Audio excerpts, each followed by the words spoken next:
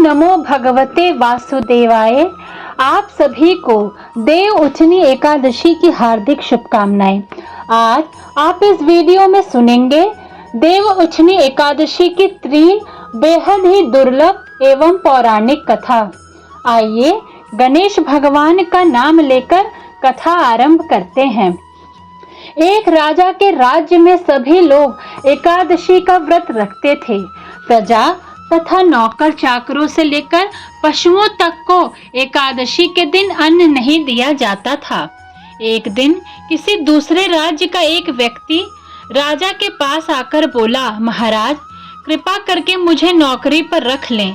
तब राजा ने उसके सामने एक शर्त रखी कि ठीक है, रख लेते हैं, किंतु रोज तो तुम्हें खाने को सब कुछ मिलेगा, पर एकादशी को अन्न नहीं मिलेगा।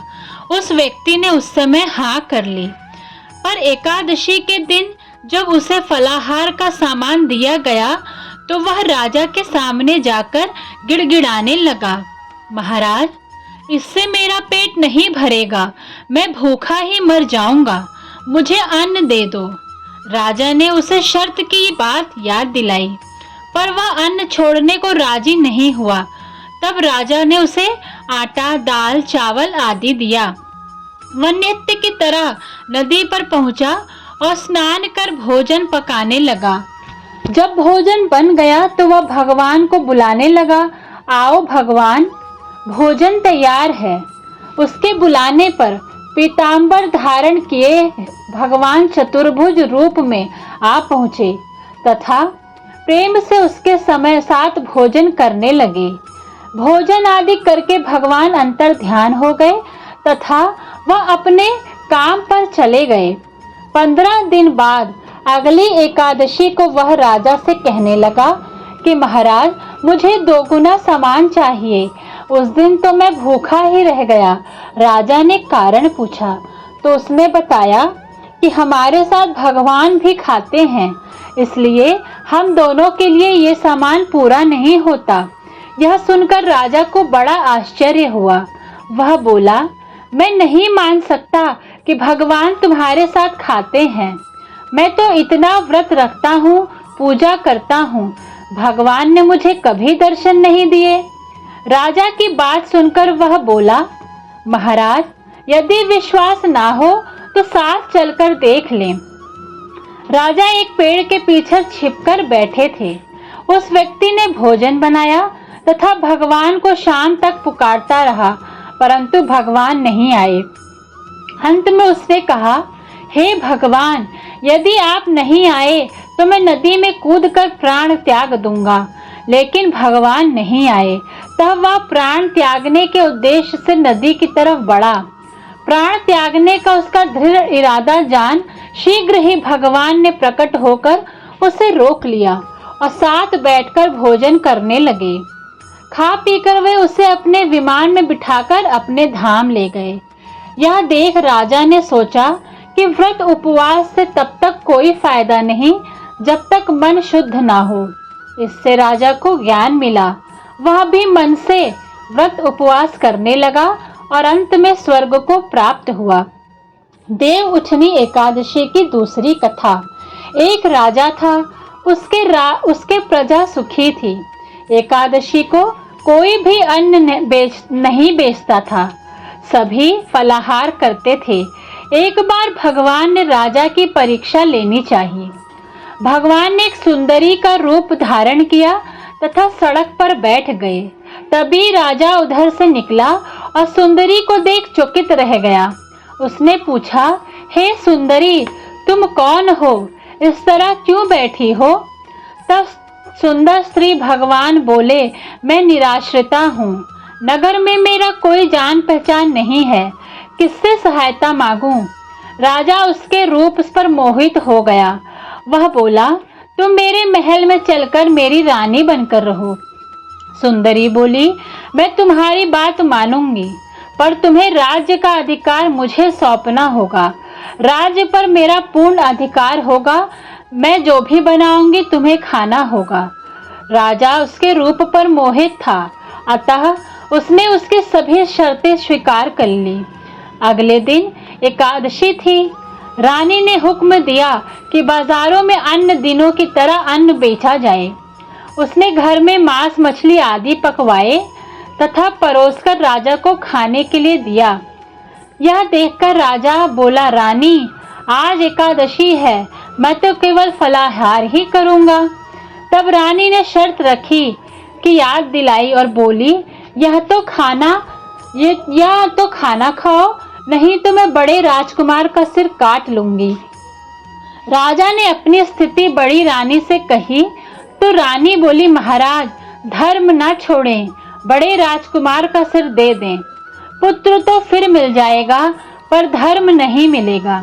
इसी दौरान बड़ा राजकुमार खेलकर आ गया। माँ की आंखों में आंसू देखकर वह रोने का कारण पूछने लगा तो माँ ने उसे सारी स्थिति बता दी।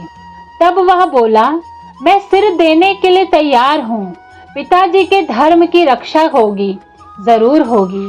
राजा दुखी मन से राजकुमार का सिर देने को तैयार हुआ तो रानी के रूप से भगवान विष्णु ने प्रकट होकर असली बात बताई। राजन, तुम इस कठिन परीक्षा में पास हुए। भगवान ने प्रसन्न मन से राजा से वर मांगने को कहा तो राजा बोला, आपका दिया सब कुछ है, हमारा उद्धार करें। उसी समय वहां एक विमान उतरा। राजा ने अपना राज्य पुत्र को सौंप दिया और विमान में बैठकर परम धाम बैकुंठ को चले गए। देव उठनी एकादशी की तीसरी कथा शंखासुर नामक राक्षस की है। शंखासुर ने तीनों लोकों में बहुत ही उत्पात मचाया हुआ था। तब सभी देवताओं के आग्रह करने पर भगवान कृष्ण ने उसे राक्षस से युद्ध किया और यह युद्ध कई वर्षों तक चला। युद्ध में वह असुर मारा गया और इसके बाद भगवान विष्णु विश्राम करने चले गए। कार्तिक शुक्ल एकादशी के दिन विष्णु जी की निद्रा टूटी थी और सभी देवताओं ने भगवान विष्णु की पूजा की। शिव महापुराण के कथा के अनुसार पौराणिक समय में दैत्यों का राजा दंभ हुआ करता था। वह बहुत बड़ा विष्णु भक्त था। कई सालों तक उसने यहाँ संतान नहीं होने के कारण उसने शुक्राचार्य को अपना गुरु बनाकर उनसे श्री कृष्ण मंत्र प्राप्त किया। यह मंत्र प्राप्त करके उसने पुष्कर सरोवर में घोर तपस्या की। भगवान विष्णु उसकी तपस्या से प्रसन्न हुए और उसे संतान प्राप्ति का वरदान दिया। भगवान विष्णु के वरदान से राजा दंभ के यहाँ एक पुत्र ने जन्म लिया। इस पुत्र का नाम शंखचूड़ रखा गया। बड़ा होकर शंखचूड़ ने ब्रह्मा जी को प्रसन्न करने के लिए पुष्कर में घोर तपस्या की। उसकी तपस्या से प्रसन्न होकर ब्रह्मा जी ने उसे वरदान मांगने को कहा। तब शंखचूड़ ने वरदान मांगा कि वह हमेशा अजर अमर रहे, वह कोई भी देवता उसे मार न पाए। ब्रह्मा जी ने उसे यह वरदान दे दिया और कहा कि वह बद्रीवन जाकर धर्मध्वज की पुत्री तुलसी जो तपस्या कर रही है उससे विवाह कर ले। शंखचूड़ ने वैसा ही किया और तुलसी के साथ विवाह के बाद सुखपूर्वक जीवन व्यतीत करने लगा। उसने अपने बल से देवताओं, असुरों, दानवों, राक्षसों, किन्नरों और मनुष्यों तथा त्रिलोकी के सभी प्राणियों पर विजय प्राप्त कर ली। वह भगवान श्री कृष्ण का परम भक्त था। शंखचूड़ के अत्याचारों से सभी देवता परेशान होकर ब्रह्मा जी के पास गए। ब्रह्मा जी उन्हें भगवान विष्णु के पास ले गए। भगवान विष्णु ने कहा कि शंखचूड़ की मृत्यु भगवान शिव के त्रिशूल से ही होगी, अतः आप उनके पास जाएं। भगवान शिव ने चित्ररथ नामक गण को अपना दूत बनाकर शंखचूड़ के पास भेजा। चित्ररथ ने शंखचूड़ को समझाया कि वह देवताओं को उनका राज्य लौटा दे, परंतु शंखचूड़ ने मना कर दिया और कहा कि वह महेश्वर से युद्ध करना चाहता है। भगवान शिव को जब यह बात पता चली तो वह युद्ध के लिए अपनी सेना लेकर निकल पड़े। इस तरह देवता और दानवों में घमासान युद्ध हुआ, परंतु ब्रह्मा जी के वरदान के कारण शंखचूड़ को देवता नहीं हरा पाए। भगवान शिव ने शंखचूड़ का वध करने के लिए जैसे ही अपना त्रिशूल निकाला, तभी आकाशवाणी हुई कि जब तक शंखचूड़ के हाथ में श्री हरि का कवच है, इसकी पत्नी का सतीत्व अखंडित है, तब तक इसका वध असंभव है। आकाशवाणी सुनकर भगवान विष्णु वृद्ध ब्राह्मण का रूप धारण कर शंखचूड़ के पास गए और उससे श्री हरि विष्णु का कवच दान में मांग लिया। शंखचूड़ ने वह कवच बिना किसी संकोच के दान कर दिया। इसके बाद भगवान विष्णु शंखचूड़ का रूप बनाकर तुलसी के पास गए। शंखचूड़ रूपी भगवान विष्णु ने तुलसी के महल के द्वार पर जाकर अपनी विजय होने की सूचना दी। यह सुनकर तुलसी बहुत प्रसन्न हुई और प्रतिरूप में आए भगवान का पूजन किया व स्मरण किया। ऐसा करते ही तुलसी का सतीत्व खंडित हो गया और भगवान शिव ने अपने त्रिशूल से शंखचूड़ का वध कर दिया। तब तुलसी को पता चला कि वे उनके पति नहीं हैं, बल्कि वे तो भगवान विष्णु हैं। क्रोध में आकर तुलसी ने कहा कि आपने छल पूर्वक मेरा धर्म भ्रष्ट किया है, मेरे पति को मार डाला, अतः मैं आपको श्राप देती हूँ कि आप पाषाण होकर धरती पर रहें। तब भगवान विष्णु ने कहा, देवी, तुम मेरे लिए भारतवर्ष में रहकर बहुत दिनों तक तपस्या कर चुकी हो। तुम्हारा यह शरीर नदी रूप में बदलकर गंडकी नामक नदी के रूप में प्रसिद्ध होगा। तुम पुष्पों में श्रेष्ठ तुलसी का वृक्ष बन जाओगी और सदा मेरे साथ रहोगी। तुम्हारे श्राप को सत्य करने के लिए मैं पाषाण बनकर रहूंगा। गंडकी नदी के तट पर मेरा वास होगा। देव उठनी एकादशी के दिन भगवान शालिग्राम व तुलसी का विवाह संपन्न कर मांगलिक कार्यों का आरंभ किया जाएगा। हिंदू मान्यता के अनुसार इस दिन तुलसी और शालिग्राम विवाह करने से अक्षय पुण्य की प्राप्ति होती है। अब मैं जो आपको कथा सुनाने जा रही हूँ, वह कथा आप किसी भी एकादशी के दिन सुन सकते हैं। एक बार एक राज्य में एक राजा राज्य करता था। राजा बहुत ही बुद्धिमान और बलशाली था। राजा सदैव अपनी प्रजा का बहुत अच्छे से ध्यान रखता था। प्रजा भी अपने राजा को बहुत पसंद करती थी। राजा की 2 बेटियां थी। राजा अपनी दोनों बेटियों से बहुत प्रेम करता था। राजा की छोटी बेटी देखने में बहुत सुंदर और आकर्षण वाली थी और राजा की बड़ी बेटी छोटी बेटी के मुकाबले थोड़ा कम सुंदर थी। राजा की छोटी बेटी ग्यारस माता की पूजा किया करती थी और सभी लोग राजा की छोटी बेटी से बहुत प्रेम करते थे और बहुत प्रशंसा किया करते थे। राजा भी अपनी छोटी बेटी को बड़ी बेटी से अधिक प्रेम करता था, जिस कारण बड़ी बेटी को अपनी छोटी बहन से बहुत नफरत होने लगी। राजा की दोनों बेटियां जब बड़ी हो गई, तब एक पड़ोस राज्य में रहने वाला राजकुमार राजा की बड़ी बेटी के लिए रिश्ता लेकर आया। लेकिन जैसे ही उस राजकुमार की नजर राजा की छोटी बेटी पर पड़ी, तो राजकुमार राजा की छोटी बेटी पर आकर्षण हो गया और उससे पहली नजर में प्रेम कर बैठा।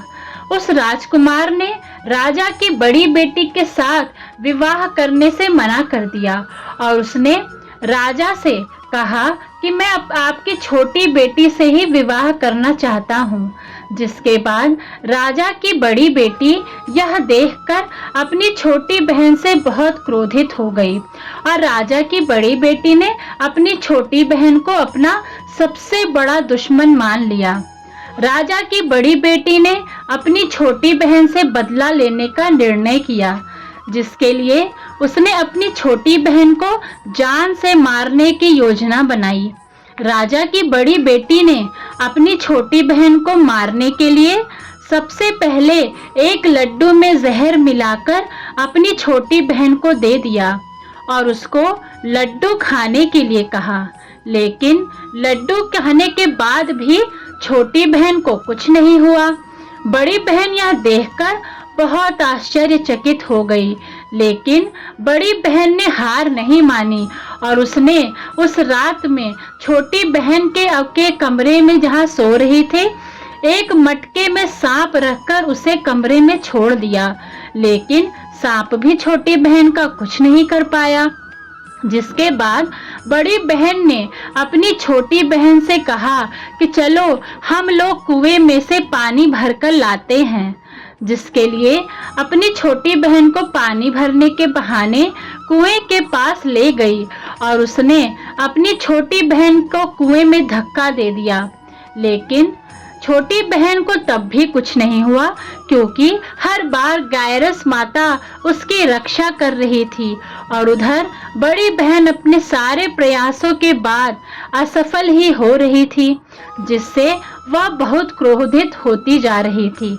फिर उसने अपनी छोटी बहन के पास जाकर उससे खुद ही पूछा कि मेरी छोटी बहन, तुमको पता है भगवान ने सबकी मृत्यु एक निश्चित समय पर लिखी हुई है और कैसे तुम्हारी मृत्यु होगी, क्या यह तुम जानती हो? तब छोटी बहन ने अपनी बड़ी बहन को बताया कि हाँ, मैं तो जानती हूँ मेरी मृत्यु कैसे होगी। छोटी बहन ने यह सुनकर बड़ी बहन मन ही मन बहुत प्रसन्न होने लगी और उसने अपनी छोटी बहन से कहा कि तो मुझे अपनी मृत्यु का राज बताओ।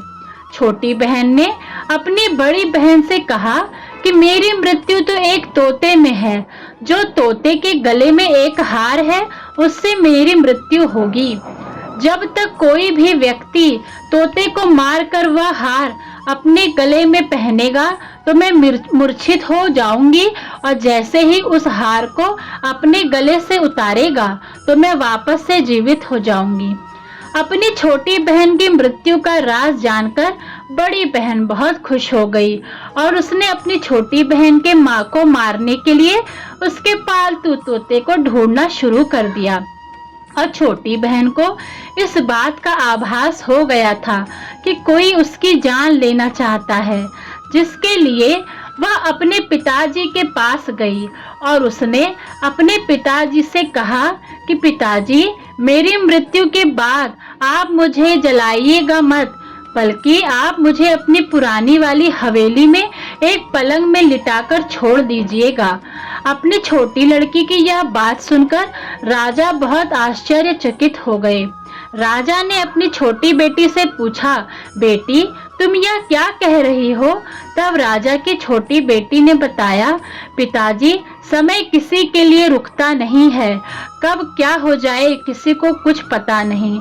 और फिर राजा ने अपनी छोटी बेटी से कहा, तुम ऐसी बातें क्यों कर रही हो? 2-3 दिन में तो तुम्हारा विवाह है। लेकिन छोटी बेटी ने अपने पिताजी को ऐसा करने पर मजबूर कर दिया और उनसे वचन ले लिया। राजा ने भी अपनी छोटी बेटी की बात स्वीकार कर ली और 2-3 दिनों के बाद जब शादी का समय आया तब राजकुमार बारात लेकर राजा के घर आया। राजकुमार और राजा की छोटी बेटी का विवाह शुरू हो गया। जैसे ही राजा की छोटी बेटी राजकुमार के साथ फेरे लेने करना शुरू करती है तो उसकी बड़ी बहन अपना छोटी बहन के कमरे में जाकर उसके तोते को पकड़ लेती है और उसको जान से मार देती है।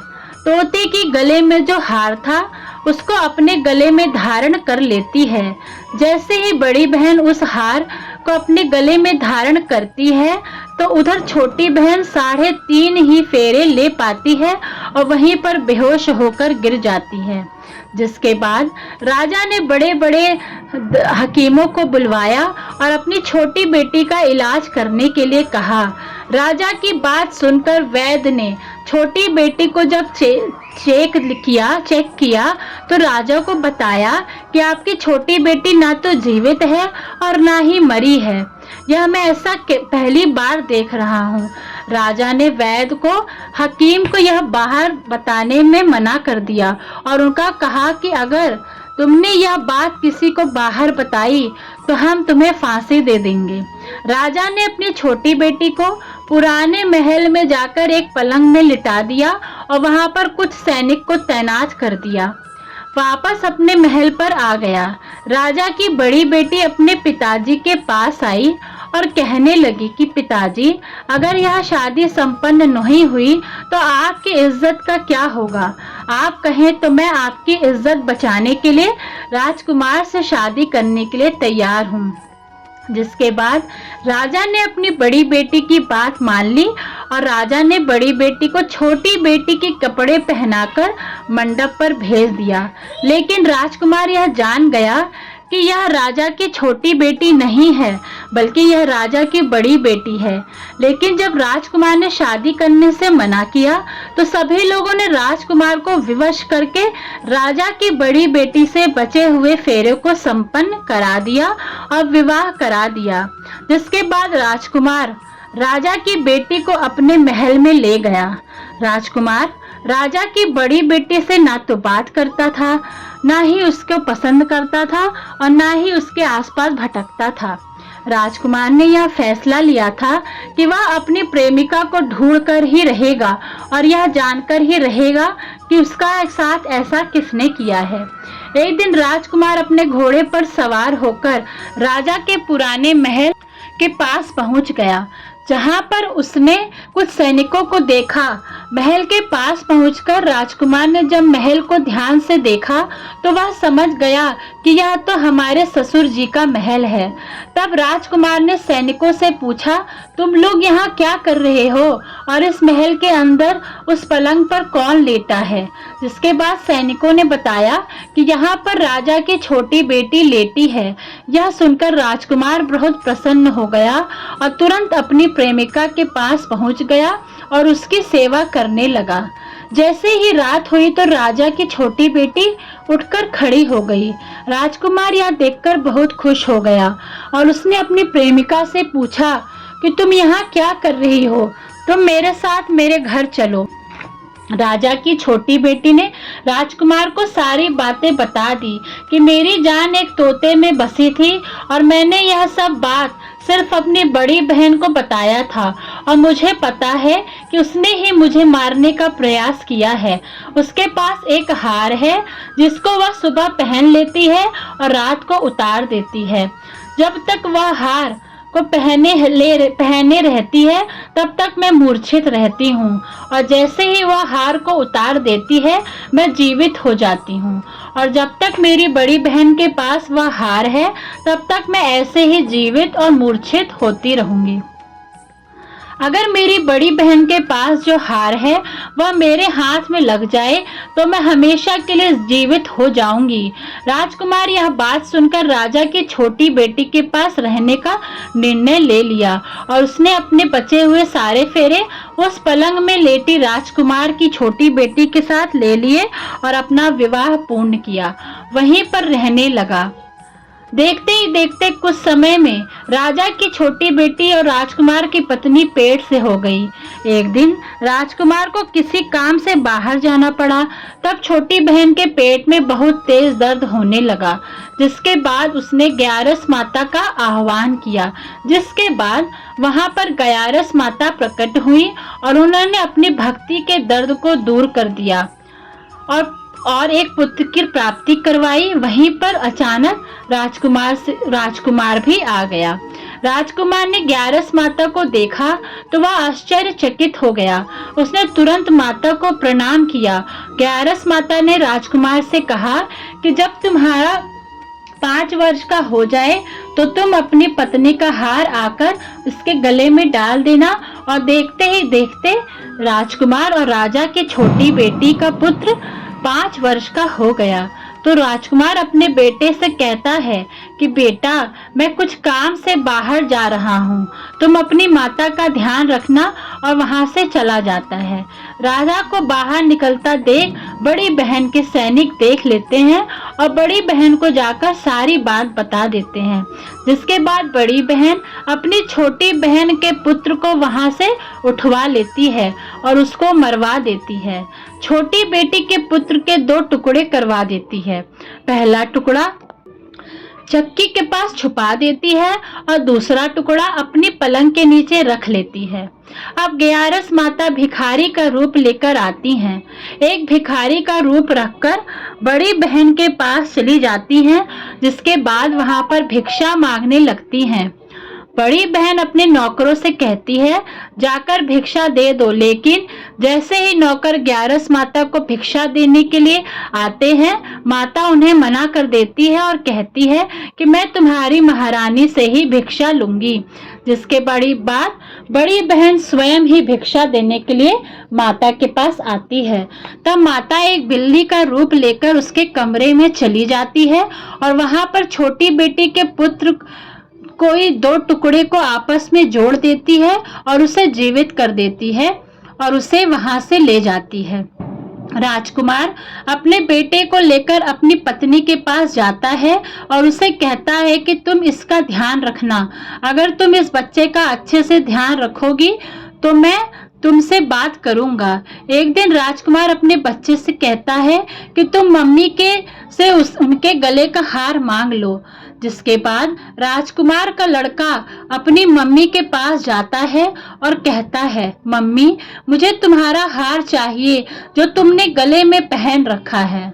यह सुनकर पहले तो बड़ी बहन बहुत क्रोधित होती है, पर उसको यह याद आता है कि राजकुमार ने कहा था कि अगर मैं इस बच्चे को ध्यान अच्छे से रखूंगी तो मुझसे बात करेंगे, जिसके कारण वह हार को उस बच्चे को दे देती है और वह तुरंत हार को ले जाकर अपने पिताजी को दे देता है। तभी राजकुमार अपने बेटे को लेकर वहां से जाने लगता है और अपनी पत्नी से कहता है कि तुम हमारे लिए खाना बनाकर रखना, मैं शाम को आकर तुम्हारे साथ खाऊंगा। और वह अपने बेटे को लेकर वहां से चला जाता है। जिसके बाद वह राजा के पास जाता है और उनको सारी बातें बता देता है। राजा अपनी बड़ी बेटी की यह करतूत सुनकर बहुत क्रोधित होते हैं और अपनी परवरिश पर ही दोष देने लगते हैं। राजकुमार को अपनी छोटी बेटी के साथ रहने के लिए आदेश देते हैं। ओम जय जगदीश हरे, स्वामी जय जगदीश हरे।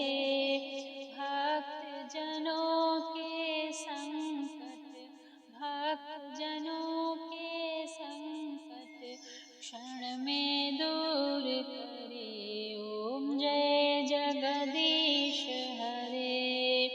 जो ध्यावे फल पावे, दुख बिन से मन का। स्वामी दुख बिन से मन का। सुख संपत्ति घर आवे, सुख संपत्ति घर आवे। कष्ट मिटे तन का। ओम जय जगदीश हरे। ओम जय जगदीश हरे, स्वामी जय जगदीश हरे। भक्त जनों के संकट क्षण में दूर करे। ओम जय जगदीश हरे। मात पिता तुम मेरे, शरण गहूँ किसकी। ओ स्वामी शरण गहूँ किसकी।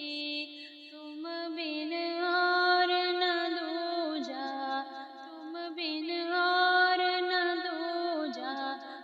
आश करूं जिसकी। ओम जय जगदीश हरे। तुम पूर्ण परमात्मा, तुम अंतर्यामी।